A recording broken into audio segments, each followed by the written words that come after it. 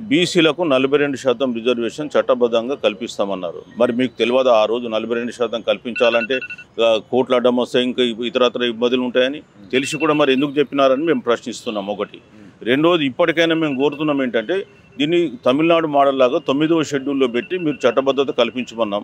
తమిళనాడులో ఎట్లయితే వాళ్ళు జయలలిత ఒక అఖిలపక్ష సమావేశాన్ని తీసుకెళ్ళి ఢిల్లీకి వెళ్ళి అప్పుడున్నటువంటి ప్రధానమంత్రి పివి నరసింహారావును కలిసి ఒప్పించి 9వ షెడ్యూల్లో పెట్టించారో మీరు అఖిలపక్షం తీసుకుపోమంటే పోకుండా అక్కడేదో మేము జంతర్ మంతర్ దగ్గర ధర్నా చేస్తాము, ఇక మాది అయిపోయిందని అంటే అది కేవలం బీసీలను మోసం చేసినట్టు తప్ప ఇంకోటి కాదు. వాళ్ళకి నిజంగా ఇవ్వాలనే చిత్తశుద్ధి ఉంటే తక్షణమే అఖిలపక్షాన్ని పిలవండి, ప్రధానమంత్రి అపాయింట్మెంట్ తీసుకోండి, అక్కడ వెళ్ళి ఒప్పించండి.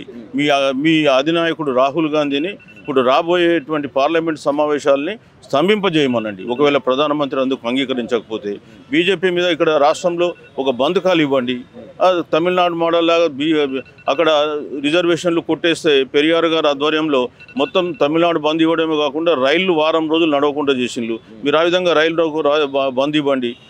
మీకు నిజంగా చిత్తశుద్ధి ఉంటే ఆ కార్యక్రమాలు తమిళనాడు లాగానే చేసి మాకు 9th షెడ్యూల్లో మీరు చట్టబద్ధంగా రిజర్వేషన్లు కల్పించండి.